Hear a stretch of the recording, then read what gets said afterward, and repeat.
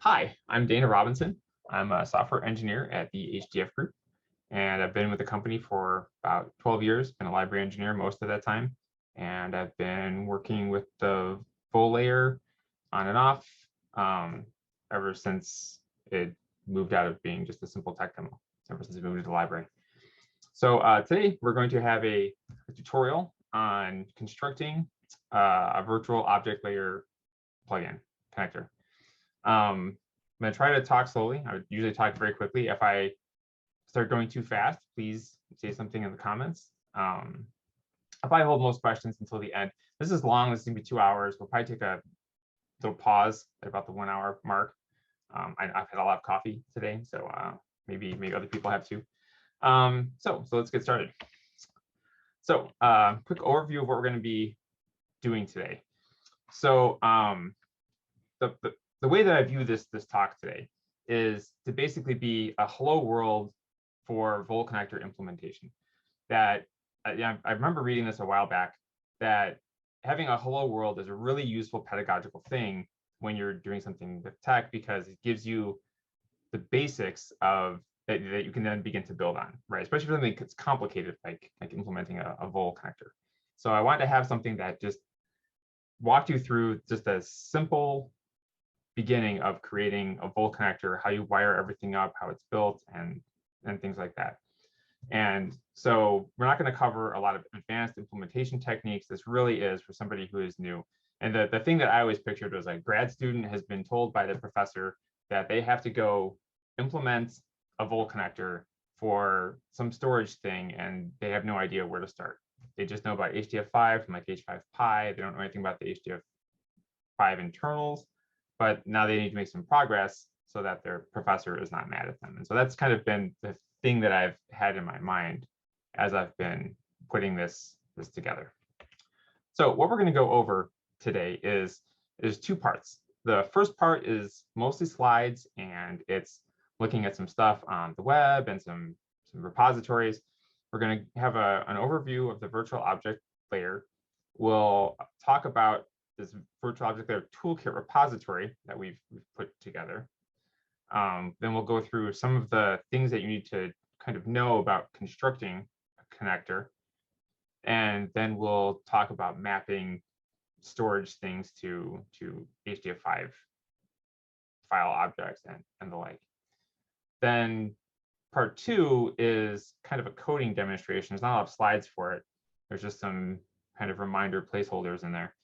And we have a tutorial Vole connector that I've constructed that uses file system objects to do some simple things like create files and data sets and groups. So we'll walk through the parts of that.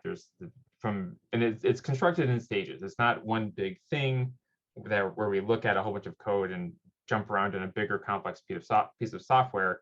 It's constructed in stages where you can see really simple code turn to something a little more complicated, not too complicated. It's hello world. So we'll look at the boilerplate. We'll look at setting up file operations, opening files, deleting them using H5f delete. We'll move on to group operations and some basic data set operations. So my assumptions for this are that you should have some basic HDF5 knowledge. H5pl is fine. Just you should know about file objects and attributes and things like that. What sort of read operations we have and writing and things. You should have a vague understanding of what the virtual object layer is. There'll be a review. We'll go over it and talk about what it does and where it lies in our stack. And you should be able to read C code at some level, because everything that we do is in C. Although you can write Vole connectors in other languages if they have a C interface, which almost all of them do. There's some limitations on this. The tutorial Vole connector is designed for POSIX Unix systems, so there's no Windows on this. I do use some directory calls and stuff from POSIX land. We could adapt it to Windows if we wanted to, but we just haven't had time yet. It covers terminal Vole connectors only, so not pass-through Vole connectors like there's logging and async Vole connectors out there. This is really just about things that are going to deal with directly with storage. And again, it's an introductory tutorial. Just sticks to the basics, and it's designed to be simple. My goal for this is for somebody to watch this and to think that this is a tractable thing that they can do. I feel kind of bad about that, because then they're going to get into it and they're going to realize creating a production Vole connector is really hard, and there's a lot of things that you have to handle. But at least you can get going and feel like you can make some progress. And if you're a student, your professor will be happy. One thing that's really important, I think, to kind of mention right away for people who are going to get started. Now, I mentioned this multiple times through the talk, because it's important. All Vole connector development should target HDF5 113X, right? Which currently the current released version is 113.0. Do not use HDF5 112. There were changes that we had to make to the Vole interface mostly because of pass-through connectors, things that we didn't realize we had to have in there. And unfortunately, that breaks binary compatibility. So we can't backport those HDF5 those Vole changes to 112. So 112 hopefully we retired fairly quickly, and 113 will be where everybody should be focusing on. Everything in the Toolkit repository and this tutorial targets HDF5 113.0. I should also point out that 113.0 is an experimental branch. It's possible that the Vole interface could change in future 113.x versions, but we do think it's pretty stable. We don't anticipate big changes as we go forward. So the basics. Let's talk about the virtual object layer. So I have a slide full of text, but I'm going to kind of ignore that to just show this here. So where this sits is, so you have an application, and then you have the HDF5 library, which is this big blue thing here, and including parts of this underneath here. I did separate the native Vole connector and the HDF5 library here. I'll discuss that in a minute. So you have the public API here, and there are some things go through the virtual object layer and some do not. Things that pertain to storage tend to go through the virtual object layer. So all of this will be handled by your connector that you're constructing.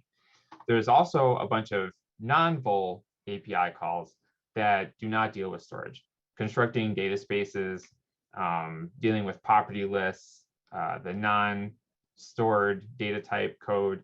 None of that goes through the virtual object layer. That's just part of the library. Now, the native Vole connector is the connector that represents the HDF5 file format that we all know and love. And that is fully implemented as a virtual object layer connector. It's not separate from the library. It's not a plugin. It exists, and there's a bunch of helper stuff that kind of helps us work with it. But it is actually it is a real Vole connector. There's no, when the path through the library doesn't get into the API and decide, if this is the native Vole connector, it's not going to use the Vole at all. It actually is implemented as a Vole connector. Another thing that people often, I feel, wonder about is, how do Vole connectors relate to the virtual file layer?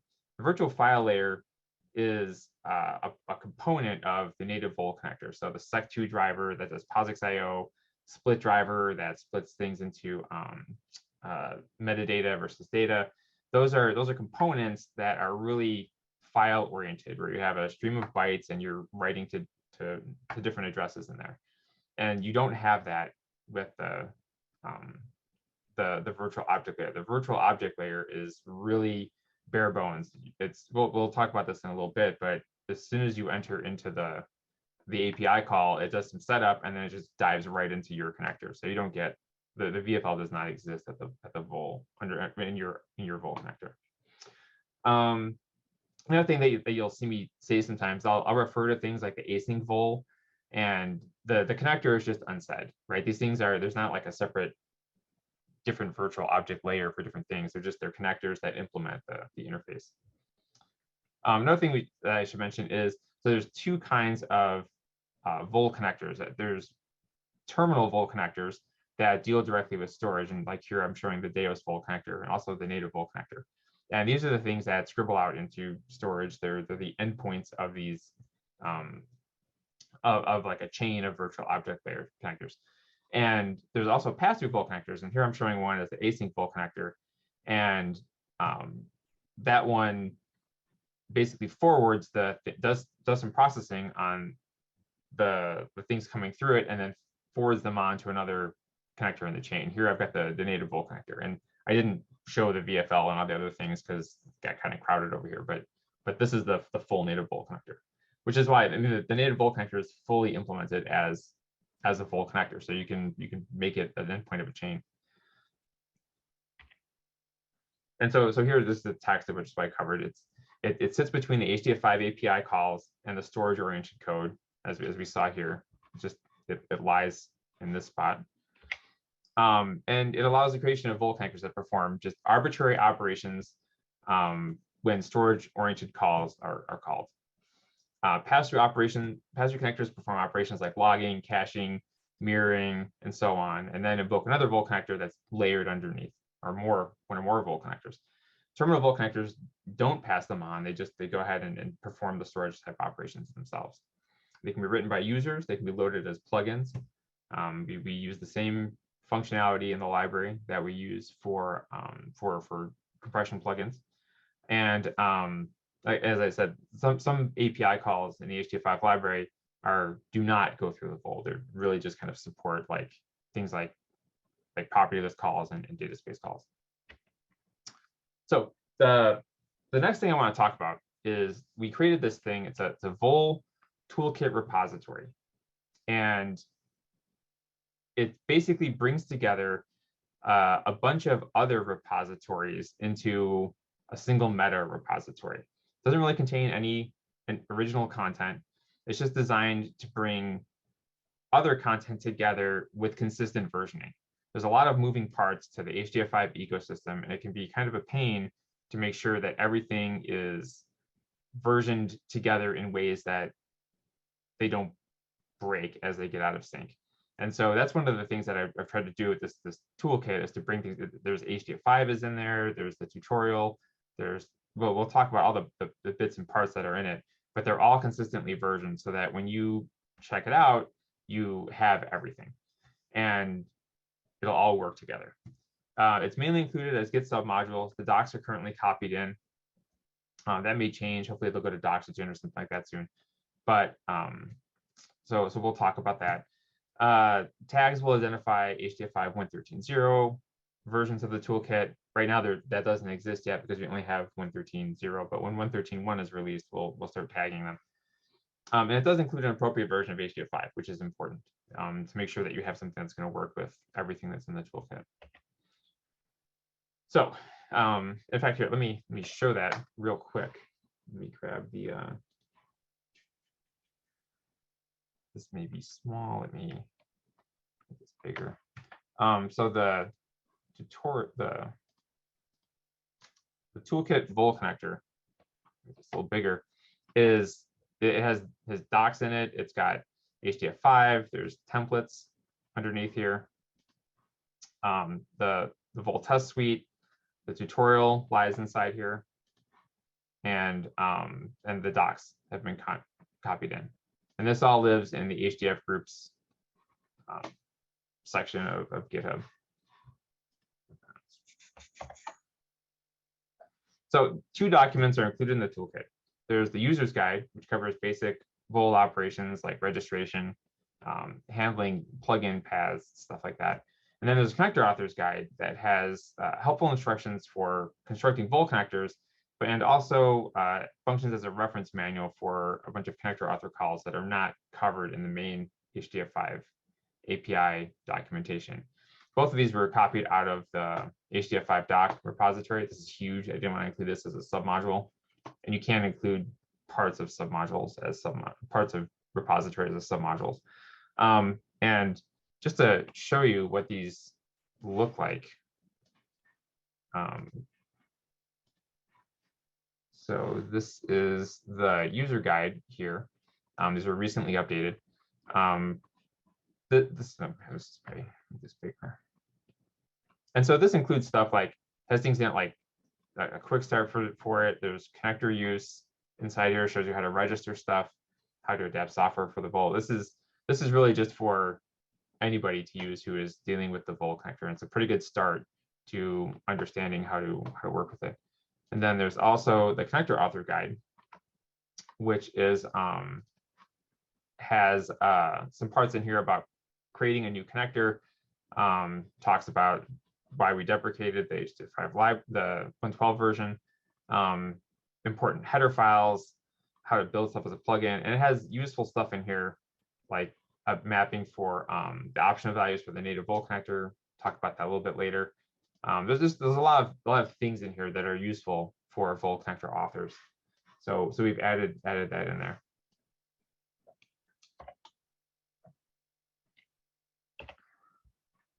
There's another thing that's useful to know about when you're working with when you're creating a Vole connector, and that's the public HDF5 headers where all of this stuff is documented. I always like to look and see what the actual types are and stuff, and for me it's just easier to dig around in the source code sometimes than to dig around through documentation. So there's the public Vole header is H5pl public to H, which is mostly things that are needed by Vole users like registration API calls and things like that. Then H5pl connector.h is routines and types and things that are useful for constructing any Vole connector. A lot of the things that you are going to be looking at when you are constructing a connector are all defined in this header file. So if you want to go through and peek at stuff, this is the place to do it. If you're creating a pass-through connector, there's also a lot of things in this H5pl connector pass-through header.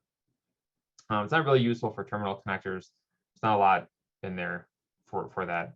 These are all public headers. They're all distributed with the library, and they're all included inside HDF5.h. So you don't need to include anything special, just include HDF5.h. There's also a bunch of package level develop headers, and these contain useful API calls for people who are making components of HDF5. Some of it's for Vole connector authors, some of it's for VFD connector authors, or VFD plugin authors. Some of it's for plugin authors for compression. These are public. They're not really intended to be a part of the API that an average person sees, so they're kind of kept separate from the regular H5i public, for example. But they are public headers. They distribute the library, and they are included under HDF5.h. Another header that is worth knowing about is H5pl Extern H. This is what you need to include for plugin functionality. That is not included in HDF5.h because then everything would try to be a plugin, which is not what you want. So, and this is really simple. You'll see that it doesn't take very much to create an HDF5 plugin. When we get to looking at the code, there's two template repositories linked in the toolkit. One is a terminal Vole connector template. This is the Vole template repository. We'll look at these in just a second. It's really just build files plus some stubs. It's so that you don't have to struggle with getting stuff set up to make an HDF5 plugin that's going to be loadable. It's developed and supported by THG, and it's officially a template repository on GitHub. I'd never seen these before until like a week ago, and so I set it up as this so that you can just clone it and rename it, and I'll show you what that looks like in just a sec. Then there's also this Vole external pass-through. It's a template for constructing pass-through connectors. I believe it's based on the pass-through connector that we use internally inside the library for testing pass-through connectors. It was developed at NERSC. I did not work on this one, so I don't know all that much about it. But it basically has no-op pass-through stubs for all the callbacks. So you can build a pass-through connector off of this one. And let me show you what these look like. So the template Vole connector is, there's really just not a whole lot to it. When you look inside the source directory, there's just these little stubs here that have a number and a name, and then there's the big empty class struct. And we'll talk about what this stuff is, but it's really just, it's a stub.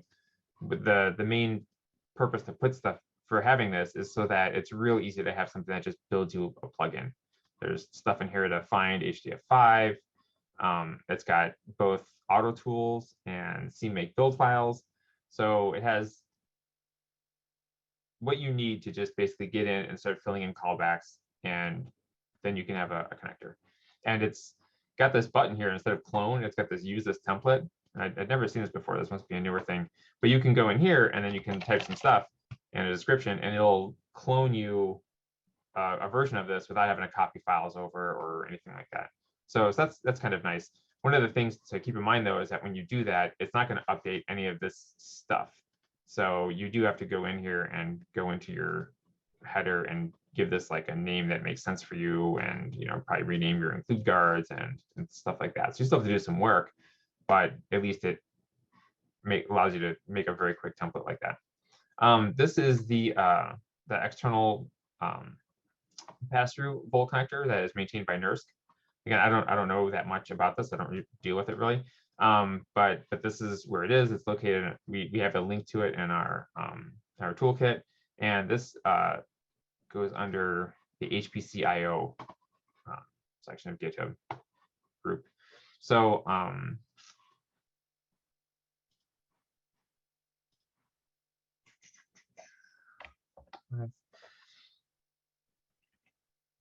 so then it's really helpful to look at production connectors when you're making your own thing. These are not in the toolkit. We didn't link them in. But there's the Datos Vole is probably the most extensive terminal Vole connector, extensively implemented terminal Vole connector that I know of. It covers a large section of the HDF5 API, supports parallel HDF5, async IO. This was worked on very intensively by THG and Intel. So it's really well implemented. There's a lot of stuff in there that can help you solve your own Vole connector problems, things with like partial IO and things like that. And there's also for pass-through Vole connectors, you might want to look at the async Vole and the cache Vole. Both of these are developed by NERSC. So you could have a look at these and see how they solve problems for dealing with pass-through Vole connectors, of which this is very tricky. That's why we're not covering it here. There's a full list of this of the Vole connectors that we know about at this link here. This is a very similar page to how we handle filter plugins. So if you grab this here and here, so like here's the async Vole. Here's the link to it. Here's the person to contact if you have questions about it. We do have connector identifiers. So these fall into different ranges. I believe we have a thing in here. Yeah. So the Vole connector numbers that you pick for this when you register these things, we assign them to you if you contact us. So everything after like 512 and up is our public Vole connectors, and then there's a set here of 256 through 511 when you're just developing a Vole connector and you need to pick a value for it. Just pick something in this range. These are for THG. So yeah, and if you're working on a Vole connector, please contact help at HDF group and let us know about it so that we can include it in this chart, because people would like to know about it. We'd like to give you a number so that there's no clash when people are trying to load plugins and things like that. So. All right. So we've also constructed a test suite. Testing, you shouldn't have to create an entire test suite to test your Vole connector and to assure that you have covered the use cases that you care about, and a lot of the edge cases that we have painstakingly coded into our test suite. The HDF5 test suite currently doesn't have any facility to where you can specify a Vole connector plugin and it would just run all the tests. We'd like to have that. We're going to be working on that, but it's not there yet. So what we have now is we have this Vole test repository, and it's a subset of the HDF5 library tests that have been touched up so that they only have the tests in them that test the generic API. There's nothing in there about the many quirks of the native Vole connector and all the things that we test underneath that. So it supports parallel, it supports async. Those require CMake. There's no AutoTools support in it. There's no Windows support. It tests quite a bit of the HDF5 API. There is some stuff in there to test the HDF5 command line tools. Until you have a lot of coverage, you're probably going to have a lot of failed tests. And the instructions for the user and the repositories README. We won't be using this today. I'm trying to keep everything as simple as possible. So we just have a small, very simple test program that will build up as we go along. But if you were constructing an actual production Vole connector, you would want to use this testing suite. And we can take a quick look at that. Let's see, this is the Vole test one. Right, so HDF group Vole tests, and it has a README, and it gives you all the instructions you need to get this to work. And this has been tested with the tutorial Vole connector, and it works. I mean, most of the tests don't pass because you don't implement very much, but it does function. And then there's a tutorial Vole connector. We'll talk about this as we get into the second half of the of this talk. And it was just built using the template terminal as a starting point, the template terminal Vole connector as a starting point. And it'll include these slides. So these will be linked in there. I'll include a link to the YouTube video when that's ready. So in the future, people can watch the video and follow along. So we're going to talk about constructing a terminal connector. We'll talk about some things to understand. The code walkthrough really show the process of building this up. So we're just going to be looking at some kind of useful things to know when you're dealing with the callbacks and constructing a connector. The overall process is pretty straightforward. You're going to select your data storage systems. You clone the template repository if you want to start with that, or a template repository. And then you have to think about how to map HDF5 concepts to things in your data storage system. And we'll talk a bunch about this. Probably the most complicated part of constructing one of the two complicated things is this is the thing that's hard when you get started. And then you start implementing the functionality via callbacks in the H5pl class T struct. We'll go over boilerplate, we'll go over file stuff, we'll go over group stuff, data set stuff.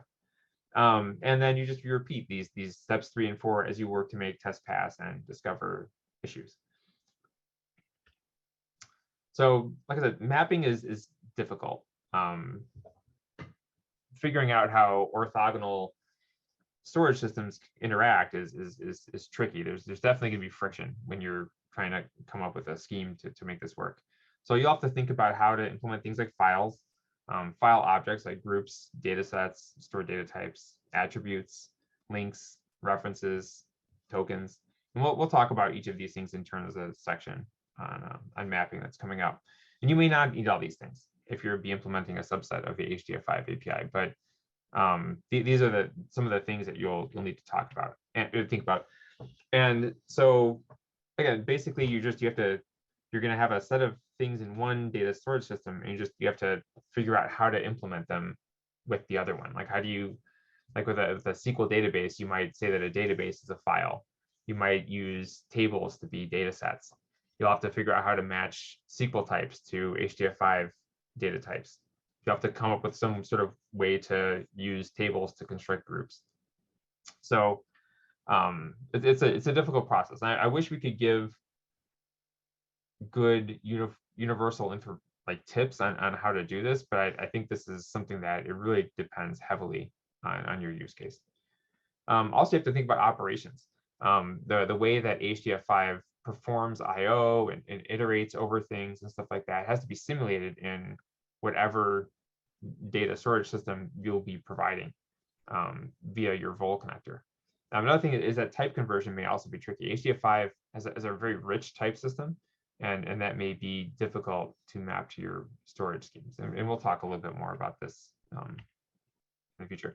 And then, so really what you're going to be doing when you are implementing a Vole connector is that every Vole connector has an instance of this H5pl class T struct that contains a bunch of callback pointers. There's some boilerplate stuff here that I'm showing at the top, and I've snipped in this one section of it we call the file class, and it's just a bunch of callbacks. Create open, get, specific, optional, close. We'll talk about what these all mean in a little bit, mostly during the code along thing. And we have a guide in the connectors authors guide that shows you which HDF5 library calls map to which callback. So you can see if you feel like you need to implement something like H5f flush, that falls under specific. So you need to implement specific, and you're going to have to handle that case. So for every HDF5 call you want to support, you're going to have to implement the appropriate callback via your connectors construct. The library invokes that callback via the Vole when working with files that were opened using your connector. And so let me back up here a little bit and look at this here.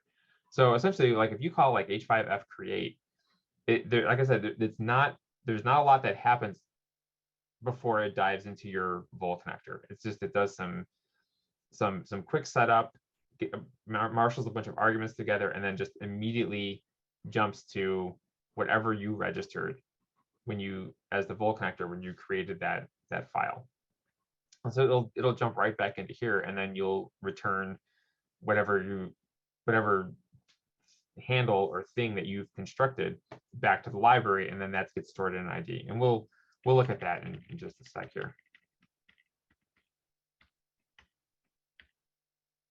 So this is something that's important to understand is, so when you're working with HDF5, you get these IDs back, these HIDT IDs from when you open a file or create a data set or whatnot. And so it's important to understand what's happening with this, because now you're a part of this. So the create and open callbacks that you'll be implementing typically return void pointers to whatever per object file or thing or structure that you've created to maintain, to manage your connector state. So like here, I'm showing the file create callback, right? And most of this is not important. What's important is that it returns this void pointer. And this pointer is then going to be associated with that ID that is assigned to your newly created file object thing. And so these pointers that are managed by the IDs are then passed as parameters into all the callbacks that use the opened thing. So like here we have the file get, and so the thing that you created in the file open or the file create is then passed into the get callback via this void pointer here. And so then you can inspect that, manipulate it, and do whatever you need to do with it inside that. And this is true dataset read, dataset write, basically everything else past the open is going to get this void pointer. And then these are reference counted. There's not reference counting, reference incrementing and decrementing doesn't really happen under the hood. This is up to you. You can use H5i calls to increment and decrement IDs counts as you see fit. But when the reference count drops to 0, the track things close callback gets invoked, and then that pointer that you had, your state pointer, it will also get passed in as a parameter. And so this is the close callback in the H5pl file class T group.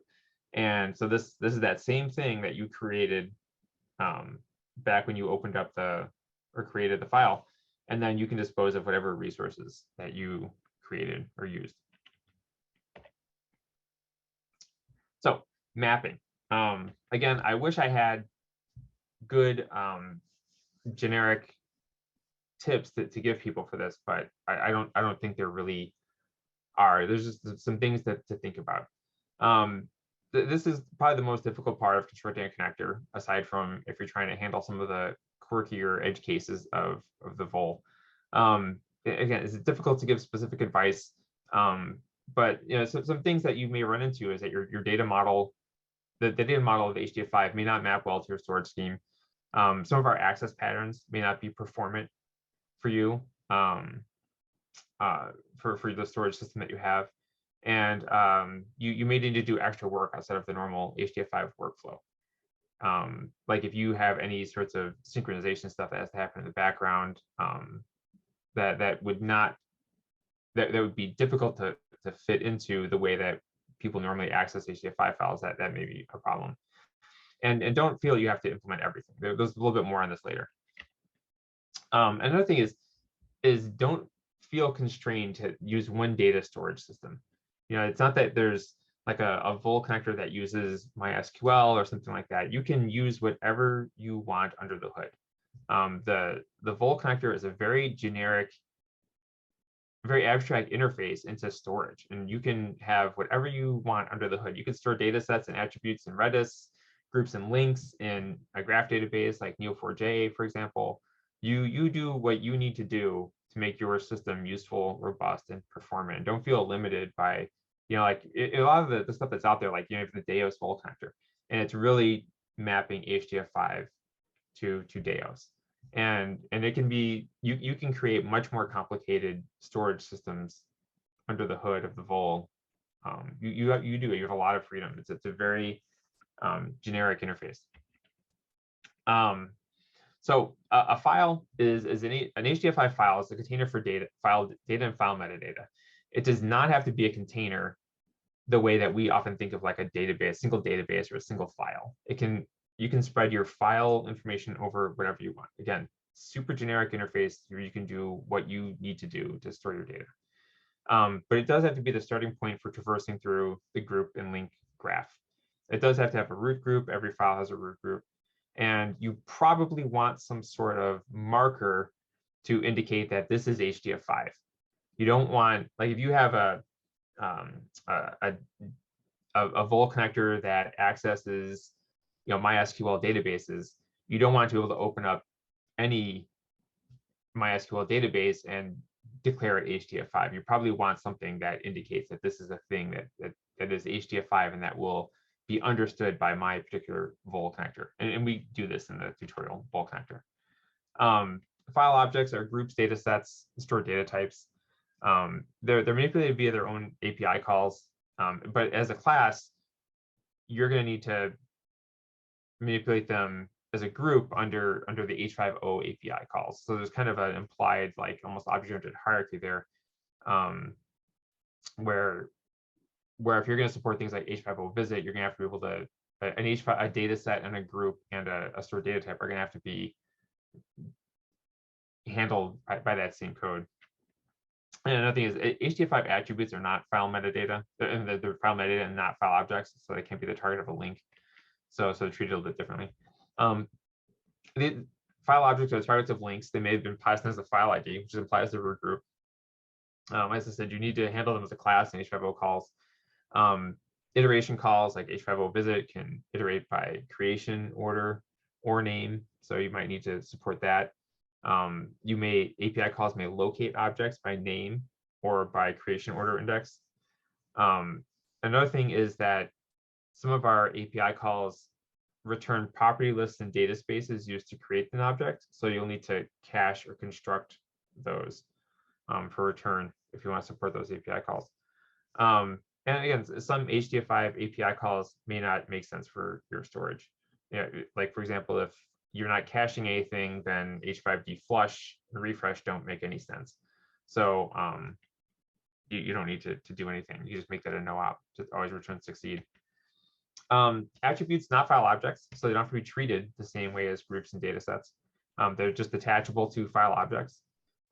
Iteration calls like H5a iterate can iterate by creation order or name, just like in file objects. Similarly, you can locate them by name or creation order index. API calls exist that, again, return property lists and data spaces. So you'll need to cache or construct it. Another thing that's worth mentioning briefly is tokens. This is something to think about when you're modeling how you're going to deal with your storage. Before we had API calls that dealt with HHeader T addresses. This is pre-Vole. And when we constructed the Vole interface, we expanded it and made it more generic. So it's 128 bits now, instead of like basically a 64-bit unsigned type. And the library doesn't care what you do with that. It's up to you. So you get 128 bits to put whatever you want in there. And of course, you can't fit a lot in there, but basically you can think about it as key value pair storage, right? So that's your key. And so if you can't fit an address-like thing in there, you could potentially put some sort of key in there in your own data store that allows you to locate things inside your storage, some sort of dictionary. There's infrastructure in there that's useful for connector authors, again, like IDs. Like I said, the buffers you define will be associated with the HIDT ID at create open time. You close it in the callback. The library handles all of that for you. You don't need to do anything. There's nothing for you to worry about in terms of internal tracking and stuff like that. You just need to know that when you're passed in the close thing, you close it. Property lists. You can inspect properties on lists past the callbacks. So when you are handling like a file open callback, you're going to get past the HDF5. You can inspect it using the standard H5p API calls that you've always used in HDF5. You can add your own properties if you want via H5p set and get, and then those will be passed down to your connector. Some HDF5 calls return property lists. So again, you'll need to save or construct them. You can use H5p encode, decode if you wanted to. You can just handle the properties that you care about individually. So this is all up to you. Data spaces. Similarly, you can inspect the data spaces that are passed into your data set and attribute calls to determine the number of dimensions, sizes, and things like that. And again, you're going to have to construct data spaces to return to the user via calls like H5d get space. And non-committed data types. So HDF5 rich type system. You will need to map this to your storage, but we have many H5t API calls that can help you create, inspect, and convert types in HDF5. The native HDF5 library is a bunch of calls that we don't really consider part of the abstract Vole model, including things like chunking and compression, virtual file drivers, the caching levels that we have, like the chunk cache and the metadata cache. Those are not a part of the abstract Vole model. You can implement these things. They're implemented as parts of the native Vole connector via the optional callbacks, and you can decide to handle those things if you choose to. But you don't have to. So how much do you need to implement? And this, it depends on the needs of your users and the ecosystem that you're in. If you have a library that you're making a connector for, and the library only uses 24 HDF5 calls, then the answer is 24. Those are the ones that you need to do. Making a generic connector that can work everywhere is much more difficult and ambitious. But you don't need to implement everything. You don't need to implement the full HDF5 API, all callbacks, everything. No Vole connector does this. The native HDF5 connector doesn't even do this. There's no H5m map calls in HDF5, for example. So just implement what you need. Like I said, some API calls may not fit your storage system very well. Some may not be applicable to your use cases. One thing to think about is the command line tools. It's very useful to be able to handle H5 dump or H5ls. The problem is that the tools use a lot of HDF5 API calls to do their work. They're going to iterate over everything in the file. They're going to try to get all the information out of it they can. So being able to support the HDF5 command line tools it's a lot of work. I'm going to hopefully add a list of the calls used by the tools to the connector authors guide, because I think that would be very useful. Some may be much easier to support than others. Okay, so the second part is constructing a simple connector. We're at the 45-minute mark. So I'll go through the beginning of this, and then we'll take a really quick, like 5-minute break. And then we'll come back and we'll look at a bunch of code. Okay, so the environment setup. HDF5 repository. It's linked inside the Toolkit Vole the repository, the Vole Toolkit repository. Must be HDF5 1.13.0 or later. Again, 1.13x versions may change the Vole interface. We don't think it's going to change very much, if at all, in ways that would break binary compatibility. 1.14 versions will have a stable Vole interface. whenever that comes out. Another thing that I tell people to do is to, whenever you're dealing with a plugin in the HDF5 library, is don't build with the memory sanity checking feature. We have a feature in the library that turns on some simple heap canaries and there's a tracking system, but that can cause problems when reallocating buffers and the like. This is less of a problem with the Vole interface than it is with like, say, compression plugins, but still it's best to not build with it. The only place it's turned on by default is when you're building with the auto tools in debug. Every other place in CMake, it's always off. In the auto tools in production mode, it's always off.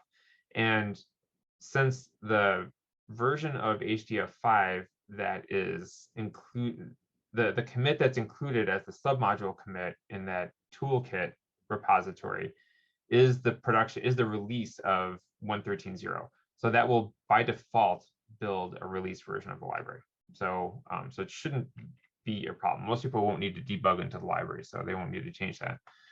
But so the tutorial Vole connector is a terminal Vole connector, and it maps some HDF5 API calls to file system objects, things like directories and simple flat files. We're going to construct it in stages. It's built as a plugin. CMake and AutoTools are supported. It's designed for pedagogy, not robustness. So it's fragile if you play with it. There's no error checking. Yeah, it's designed to be easy to read on a screen when I'm doing a tutorial, not something that's robust. If you change it, it'll break pretty easily. And it doesn't cover a whole lot. We cover some basic stuff that's designed to be tractable for beginners. And so this is what it looks like when you just call tree on the thing that we make. This is what it constructs at the end when we've built everything. This is the file here, this .h5 thing, and then there's a data set. There's a group that I've created underneath it, and then here's a data set in its own directory, and then there's a bunch of flat files that store things like the data space, the data type, and the fill val. And then here I have a small text file that I've tossed in here that identifies this as a thing that can be understood by the tutorial Vole connector. So let's take a look at the tutorial Vole connector. Get that separate. These guys over here.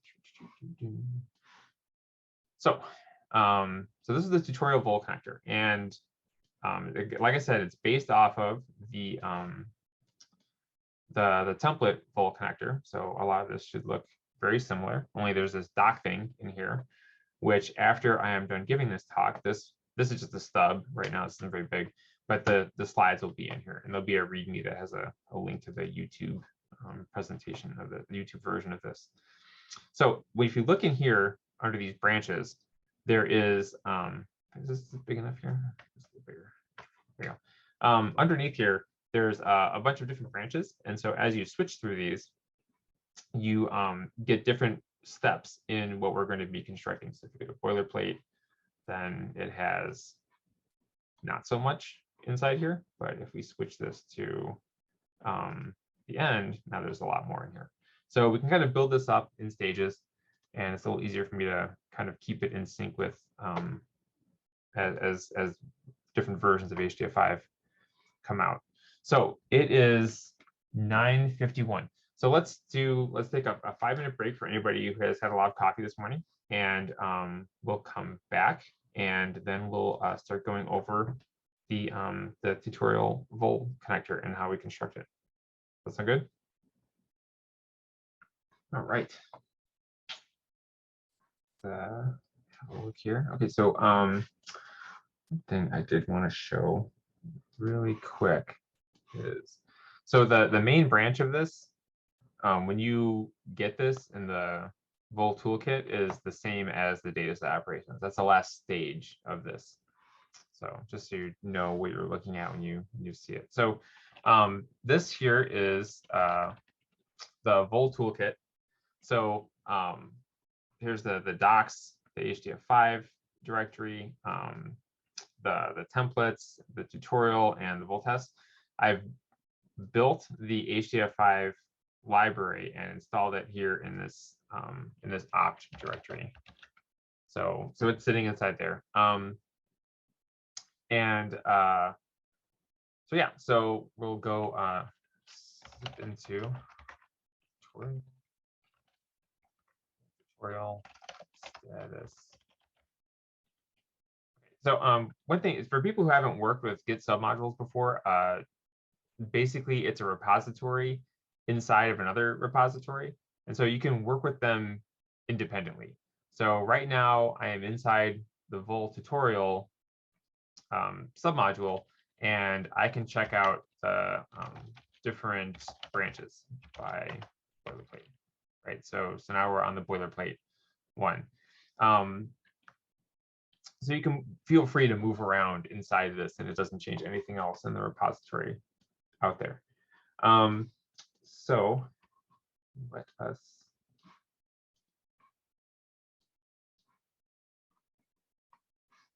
start going through this. So move down the slides here. So every one of these slides that I have here, as we start out, it tells you what to check out if you're following along at home. So git checkout boilerplate in this repository, in this submodule, and you'll be where we are in this. There's no coding along. You have to type anything in. It's really just me showing you the different stages of development that I went through as I was developing this. So let's see here. So I'm using the auto tools. I think that the structure that it builds is more intuitive than CMake, which kind of scatters the stuff everywhere. So there we go. Let's see if this has got nothing in it. Okay, good. Okay, so the only thing that I've done here is right now I'm just building it. I ran the autogen script, which just, if you look at it, it's all it does is just does auto reconf and rebuilds everything. So you do need a fully functioning auto tools install, because you're gonna have to change things. But so I configured it, pointed it at my custom version of the library. I mean, it's all full of paths and stuff like that. But the only thing I did was I used with HDF5 option to point it to the HDF5 installation, and you have to point to H5cc, including the H5cc. This is the quirk of this GNU thing that I pasted in there. And then I changed the prefix to install it to my personal opt, and that's, I mean, I set up this tutorial to install it to this thing here, but I'm not going to actually install it. So now we'll just make, and I constructed it and make check. Yeah, so it's going to run and do the thing, and it passed. Okay, so let's look at, real quick before we look at the code, what we just made. So if we look at the log output of the thing, you can see that everything passed. You can see that it didn't do anything. It's not testing anything that's new. It's just all this is testing is registration and the H5pl API, which is exactly what the test program does in the template Vole repository. It does have this small test program that makes sure that you can make the thing and that it's actually registering itself and that it's usable as a plugin. And then yeah, this one didn't actually create any files, so there's nothing that's in there. So let's take a look at the code that we have over here. So inside this source directory, we have there's CMake list and makefile files. And so if we take a look at these, they're really easy to modify. The CMake list stuff, all you have to do is just add any new files you add to this and to this list, and it'll add them into your connector that you're making. And the makefile stuff is the same way. You just add them to the list here, and it'll do the right thing, and you will have a plugin. So it's very easy to modify the build files. then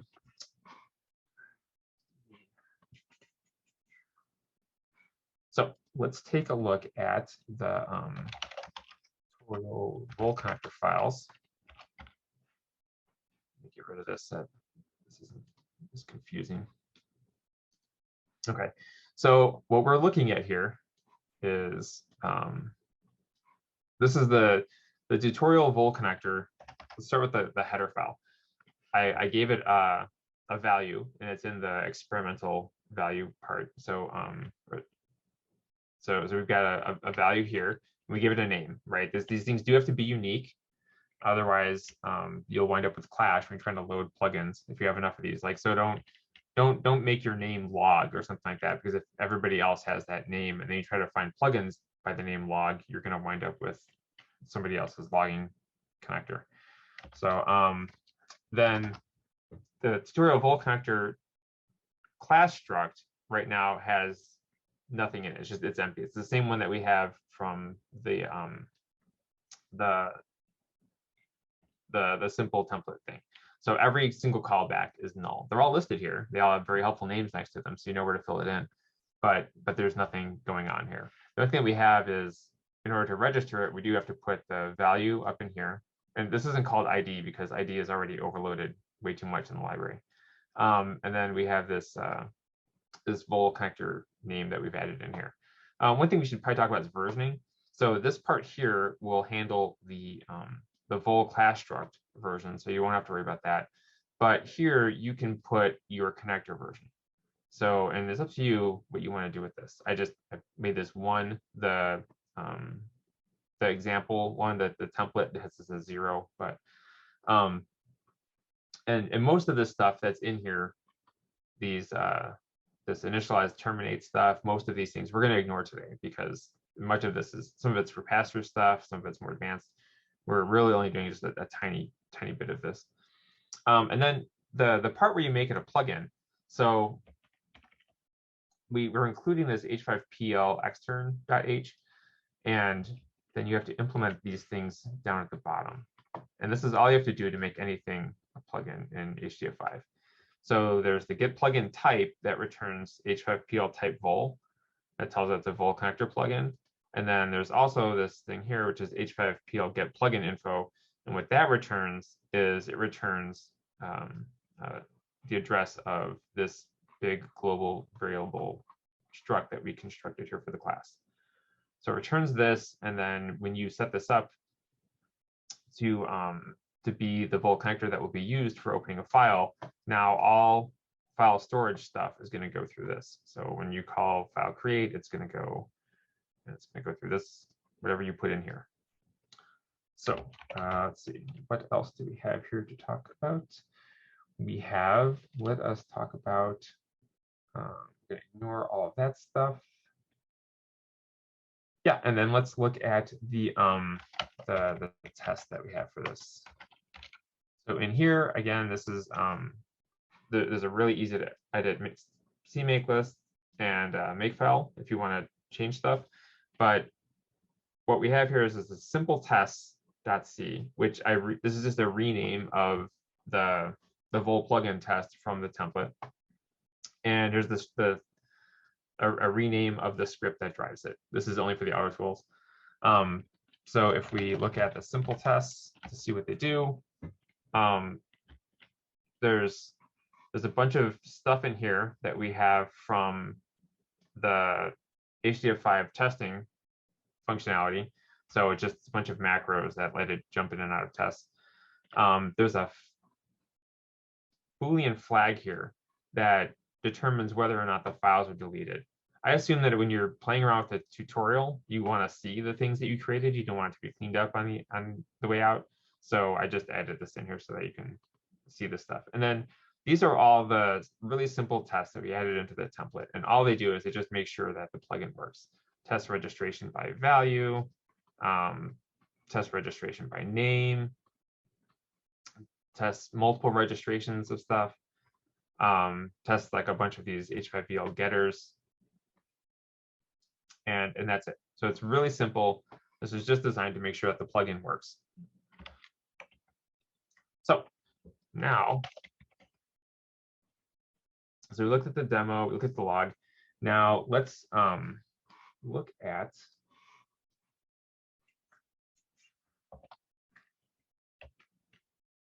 so we looked at the class struct, looked at versioning, looked at connector names and values. Again, if you are creating a production Vole connector, please contact us so that we can add it to our list of Vole connectors and so that you can get a connector ID for it.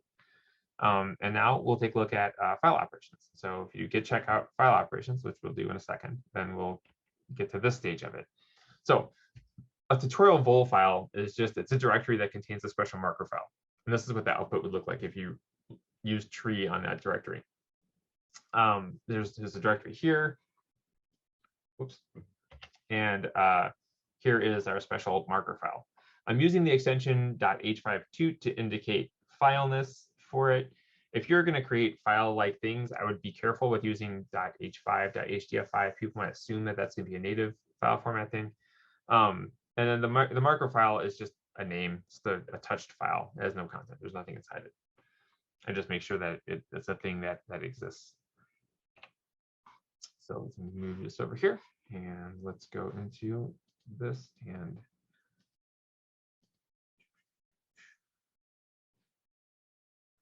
okay, so git check file operations. Oops.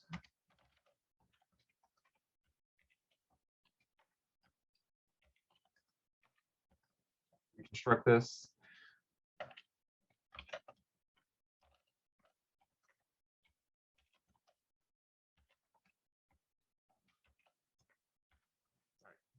So it's done. So we're just gonna configure it and build it again.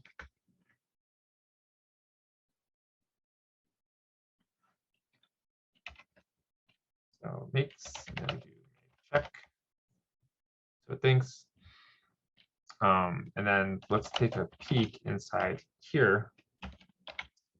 And so here, so you can see here's this file ops.h5pl. Let's look at the log output for the that's h.log. So you can see now we've got this. I added this thing in. We'll look at this in a minute. Testing Vole file operations. So we're testing that. And if we do this, if we do tree file ops h5pl, you can see that that's what we've constructed. So hooray. Let's take a look at what we have here. So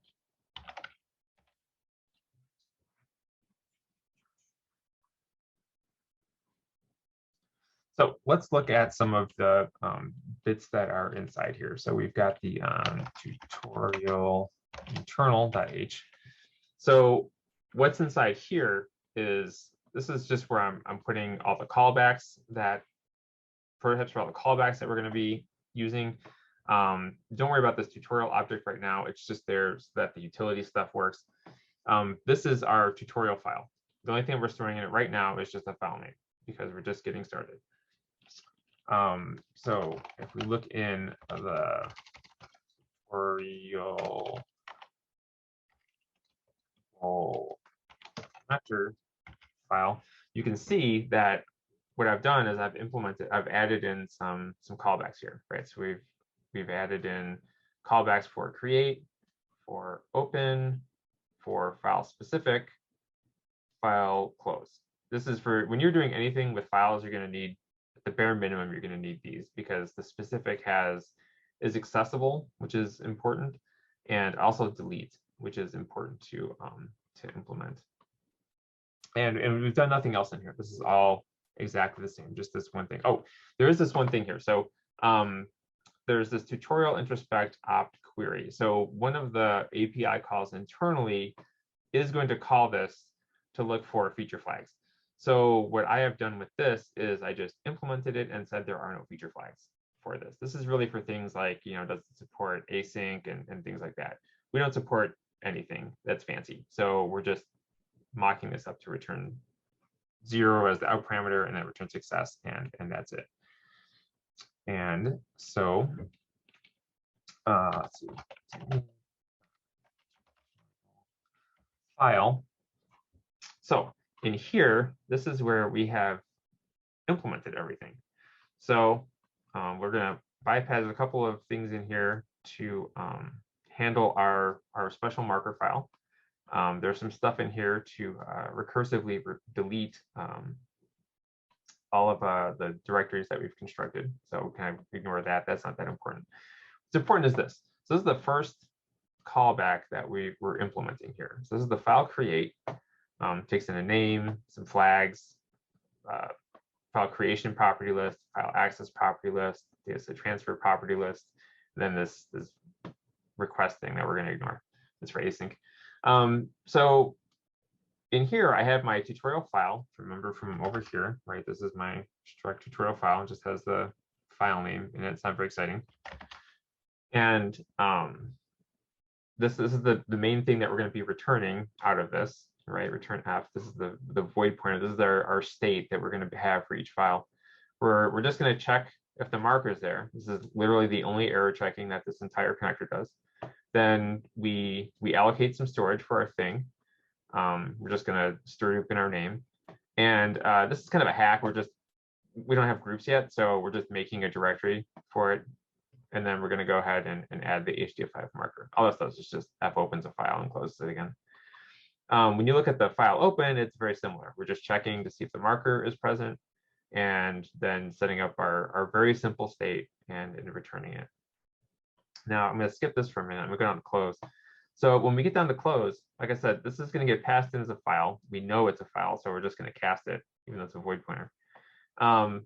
And then all we're doing is we're just referring the things that we have. We stir dupe this, so we're responsible for it, so we clean it. And then we have our initial thing that we allocated, and so we're just going to toss that too.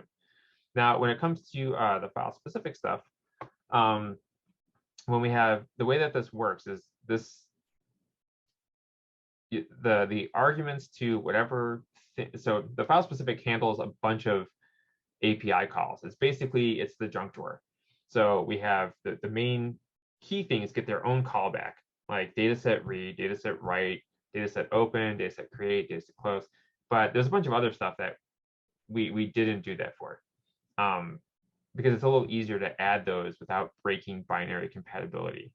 So what we do is we have so there's file delete is handled by this scissors drawer, right? So when this comes in, we check to see what op type it is, right? These args. We'll look at this, what this looks like in just a second here. If it's the delete operation, then we're going to call this. We're going to call this recursive removal, and it'll go through and it'll clean it up. And we get this out of a big union that is in this args structure as well. And then in the case of is accessible, we just check to see if that marker is there, and if it is there, then we return yes. Otherwise no. And so so these kind of have to be present for you to really do anything. And this is actually really important. You really do want to have a file delete operation, because you don't want the user to have to figure out what you're doing under the hood. If you've got some interesting storage, if it's over a network, they may not even have access to it. So you want to provide a way for the user to get rid of the thing that they just made.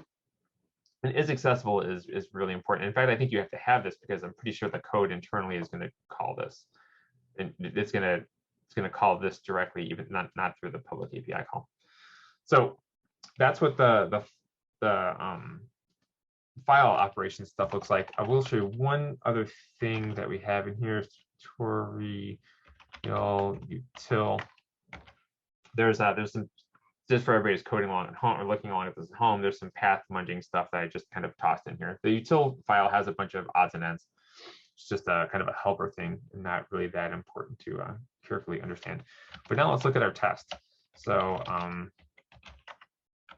a simple test, what we did was we added in this one test file, this one test function here.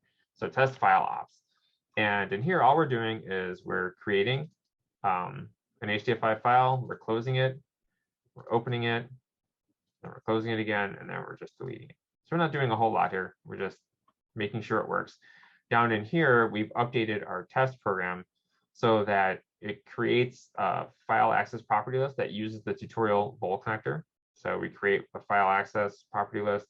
We register our Vole connector by name, and then we set the Vole connector with that Vole, using that Vole ID. And then here's where we test our file operations, and then we shut everything down and close everything. So it's really simple, really straightforward, and that's what we're doing over here.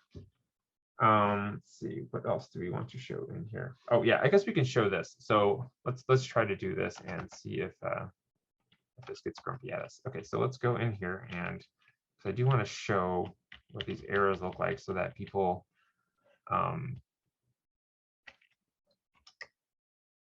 let's see.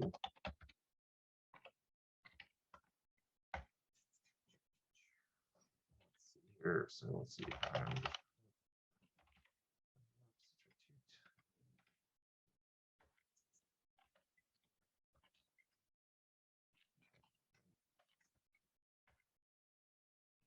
great. So let's go into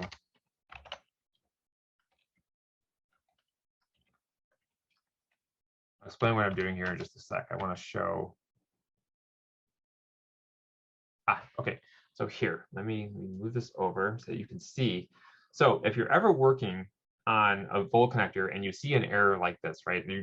You implement something and it complains that you don't have a method. Sometimes under the hood, we go through the Vole in ways that are not obvious. And I don't think this is documented when we do this, right? So one of the things that happens is that when we try to create this file, is it's going to query to see if we have certain features. And so if you don't have this implemented, then the library is going to complain. It's going to try to call this, and it can't, because this is just a null pointer now. So if you see strange errors and you don't think that the first thing to do is to look at the last thing in the stack and see if it's complaining that there's no query method, if there's no method for something. And if so, you'll have to go in and you'll have to implement it. And usually these are things that can be kind of fake, like we did with the opt query, right? Where all it does is just says like there's no flags. So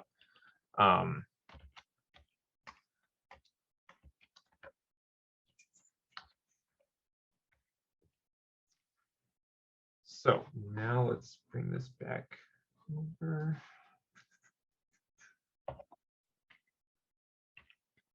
Yeah, so I mentioned it here too.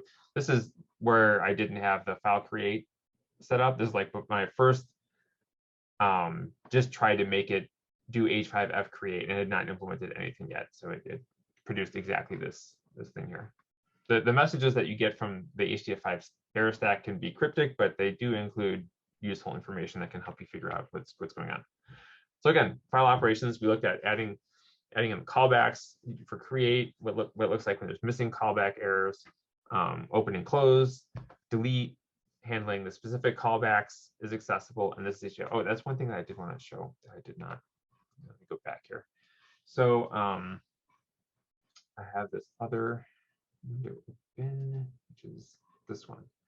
Okay, so let's go back and look at the real file.c. And so here we're looking at these file specific args, right? So if we look at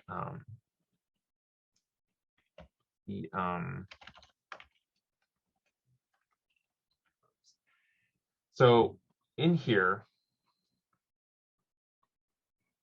this big struct that we have here is the file specific args that are going to be passed in here.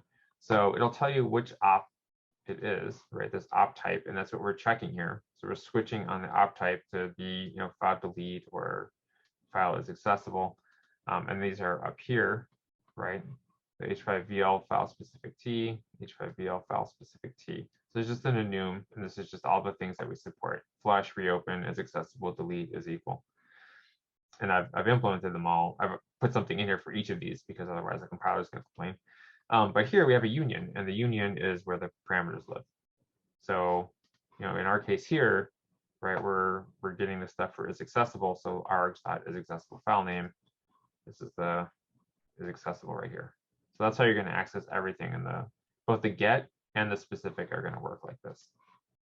I think if I scroll up here, I guess.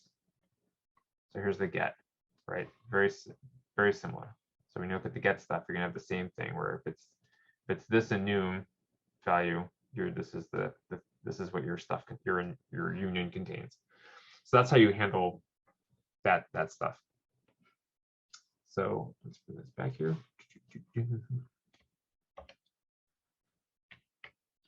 Okay, so group operations. So we'll check that out in just a second here. So groups are the next obvious thing to implement once you do files. Every file contains a root group. When you pass a file ID in as a location to create a data set or a group or something like that, it's implied that that's the root group.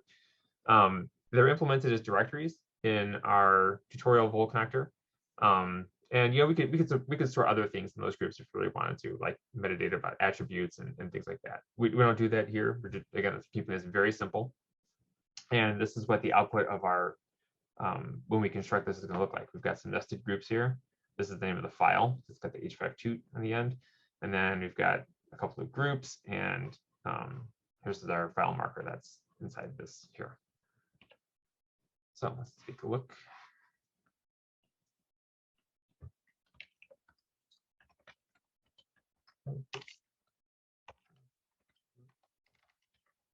Operations.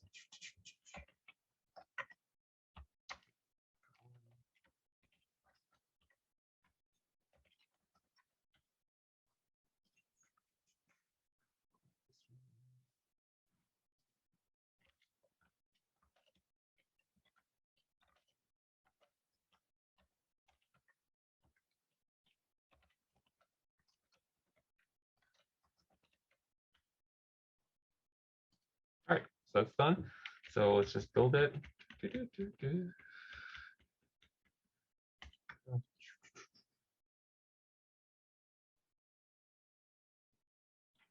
Configure, make check.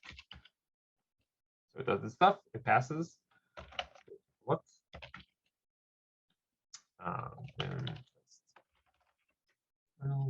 Log. You can see that now we have some new group operations in here that we're testing and that they passed. So yay for that. And now we have a second file that we've created in here, which is group ops H5. So if we do group ops H5, you can see that we have here we have the file as a group, as a directory, and then we have a group and a nested group and another group in the same directory, and that's another subgroup in this group, and then we have our file marker here. So then we can come over here, go into the source, notes here. So let's look at this. Let's look at tutorial internal. So now we can see that we've added in the tutorial group as a struct. I've got this directory here that I open this. This is just to have some sort of state that I store inside here, and so I just open the directory. I don't do anything with this directory. It's just said there's something in here and it's just empty. And inside here, inside our file, we've added an actual root group. So now there's as a tutorial object. And the way that I implemented this so that I could pass objects around generically, if this were to be expanded, is there's this tutorial object struct here that includes the type. This is just a public thing that's an H5i public. Then there's the name of this object, the full path to it, so I don't have to do path munging all the time. And then there's a union that holds the object's data, and we'll add the data set in here later. We've added in some group callbacks here, and we've also added a function to basically create a group internally, because we need this to create the root group, because that doesn't have an ID, so we're not going to go through the Vole to make that thing. Let's see here. Vole see. So as you can see from looking inside here now, we have also added in a group create callback, a group open callback, and a group close callback. I'm not going to be doing anything out of the optional or specific or get. Today, we're just basically creating groups and opening them and shutting them down. So let's take a look here. Group. And so basically, I abstracted all the actual work of creating the group off into this function here, which is init group. You can see it just returns a tutorial object. So we create a new object when we pass in its parent. So we know that if it's null, we're creating a root group. So we do a little bit of different making objects here because we have to set up the name for this a little bit different. I'll show you the utility functions that do this in just a sec. They're not that important. This just makes an object. It returns a tutorial object. Then we create the group if desired, right? If we're creating it instead of just opening it, we're going to go ahead and make it on the disk. And then here we open and store the directory state. Again, this is really just to have some state to have so we can close it later. It doesn't really, we don't do anything with this at this time. And then when you go down here, these are the actual callbacks that we have, right? So these return, like I said, these return the void pointers that we're going to store with the ID. There's a little bit of magic here because we could be passing in a file ID. So we look at these parameters that come in here, these loc params. In fact, let me show you what those look like here.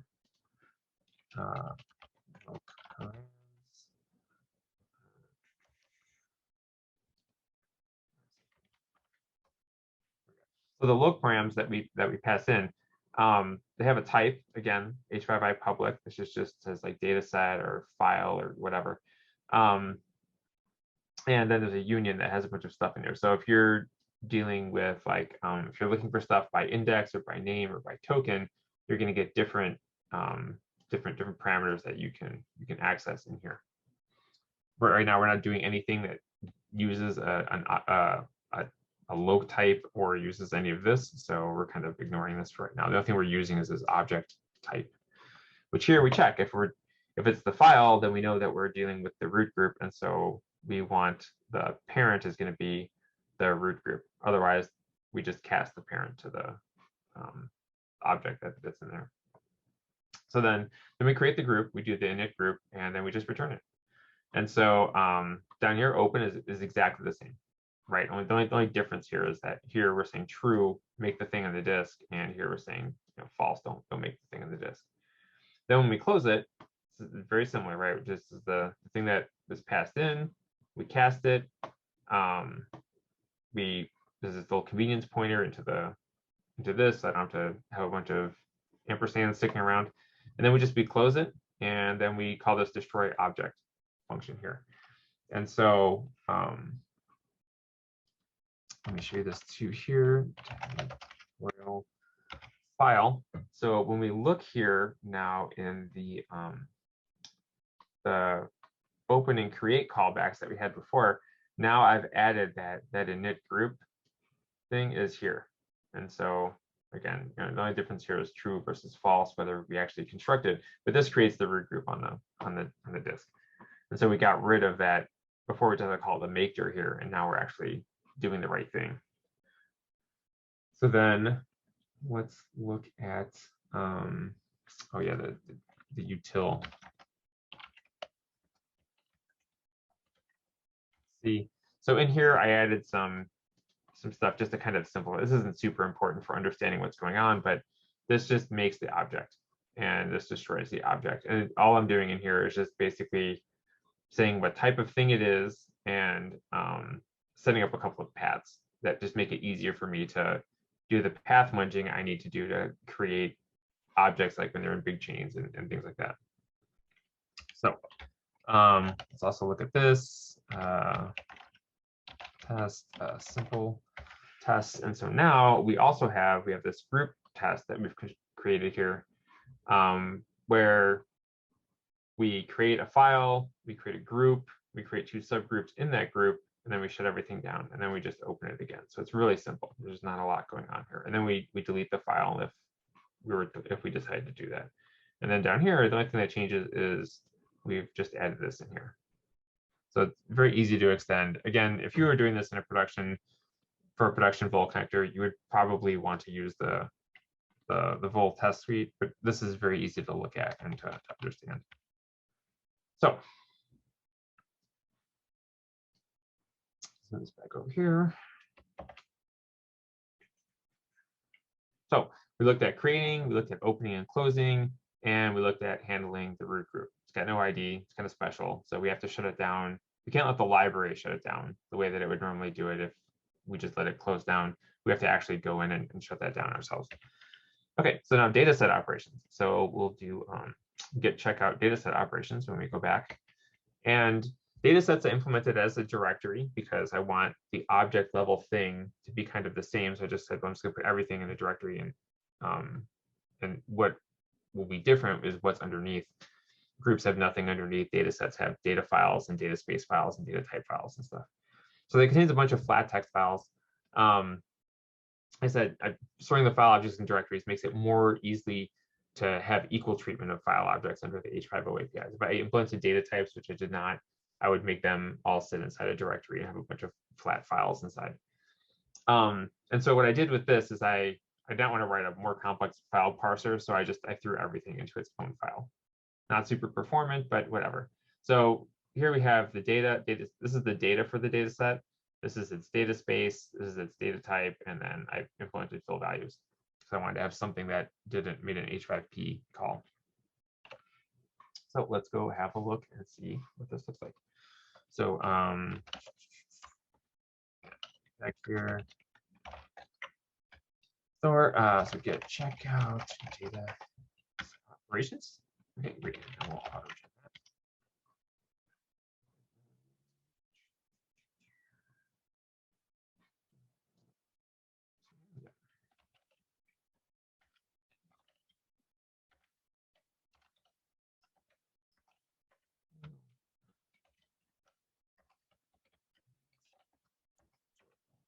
All right, now let's go build this.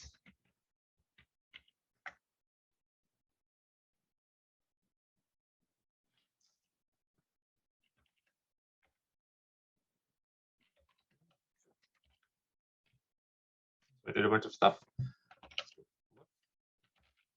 So we will take a look at the log, test tutorial, h.log.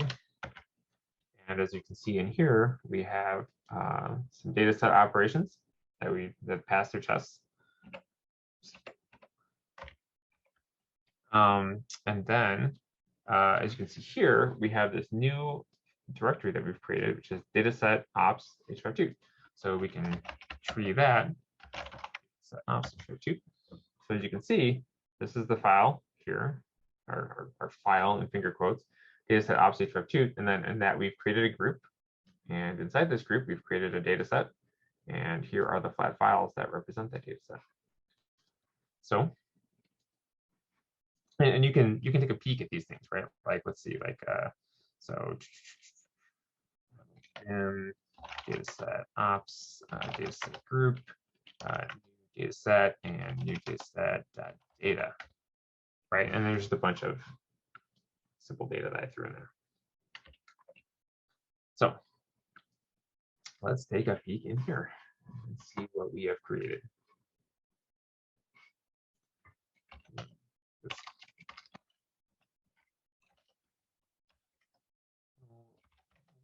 Let's see. So in here, you can see that we have added in some callbacks for dataset create, dataset open, dataset read, dataset write, dataset close. We're not doing anything with get or specific in this tutorial.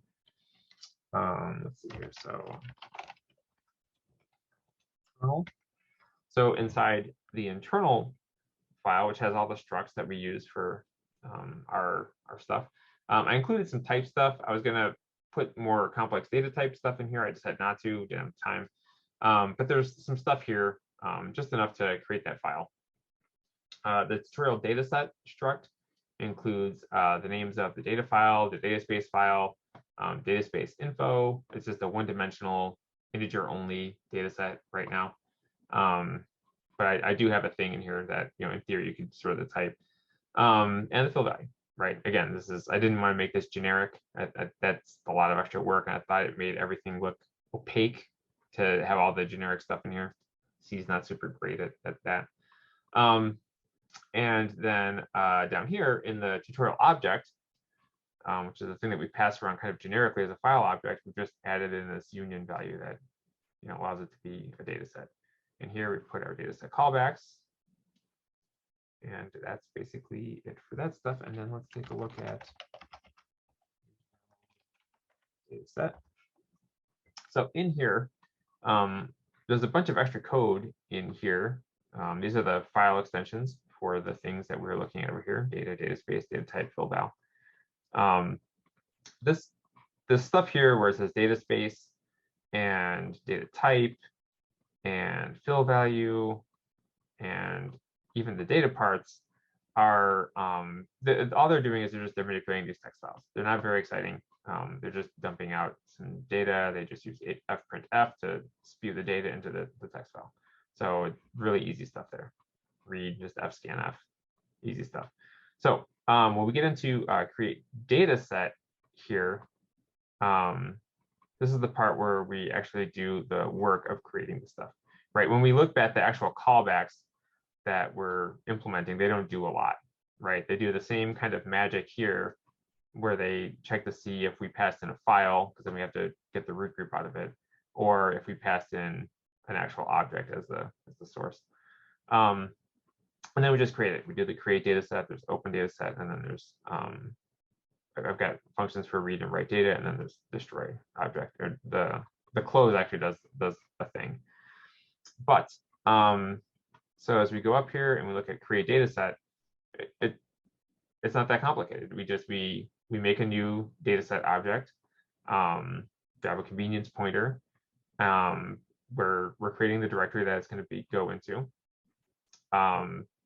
We're using simple H5s calls to get the information out of the space that was passed in, right? Because what I'm doing here with this create data set, I'm basically passing in all the parameters that were passed to the data set create callback. So I just inspect that, I get the dims out of it, and so I know how big my data set's going to be. It's very easy because I'm just limiting myself to one dimension. And then we create the data space file and write the size to it. Then the fill value, here we get the fill value. So we're just using an H5p call, and then we're just writing that out. You can store that however you want in your own thing. And then we're dealing with the type file. So this is a remnant from when I was thinking about making this more generic and being able to handle multiple types. And then we create the data file. So we go ahead and we create the data file, and then we write the fill value data to it, because I don't lazily create this stuff. If you create an empty data set, it's just going to be full of fill value stuff. So yeah, and then opening is exactly the same, only we're not writing anything to it. We're just opening it and storing the value, just storing the pointer to the file. So quite simple. And then when we look at the test,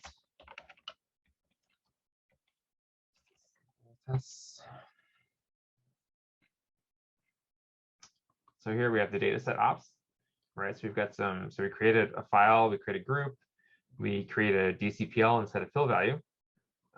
We create a simple 1D file data space, and then we create a data set off of the group. And we close everything.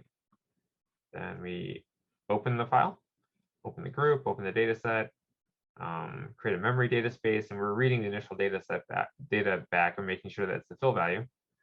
Then we're going to write some new data to the data set. And again, this only supports H5SL right now, right? I didn't do partial IO for this. Then we read the data back and we make sure it's okay, and then we close everything down and we delete the file. And then down in here, the only thing we did was we just added in this test data set ops, and that's it.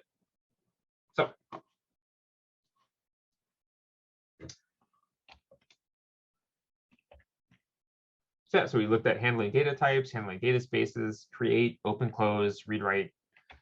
So recap. So what did we do today? We reviewed the Vole architecture. We looked at the Vole Toolkit repository, your one-stop shopping for matched repositories that for you to play with. We showed you how Vole connector functionality is implemented, both with some discussion about ID management and things like that, and also with the code along section where we showed you it with actual working code that you can go and check out and try yourself. We discussed mapping storage functionality to HDF5 API calls and Vole callbacks. And we looked at the implementation for a simple Vole connector based on file system objects. It's pretty understandable that you can see just how easy it is to make HDF5 use non-native storage. So, which is actually pretty exciting. So if you discover any bugs or have suggestions for anything in the Vole toolkit, please let us know. You can post on the forum, you could email the THG help desk, or you could email me directly. We'd like to hear if you are creating a Vole connector. We'd like to know, we'd like to hear your stories, both positive and negative. If there's things that could be better in the Vole connector interface, or if you think there's performance problems or things like that, we would like to know. We'd like to hear back from the community so that we can improve it in the future. So thank you. So any questions, comments?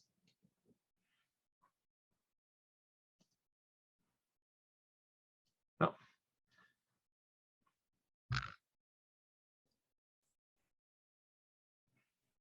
All right, thanks, Dana. So as Dana mentioned, we will process this into recording and post it on the forum and on our blog and try to have it out there for everyone for the future. So thank you very much, Dana. And if you have questions, everyone else, feel free to post on the forum and someone should be able to help you there.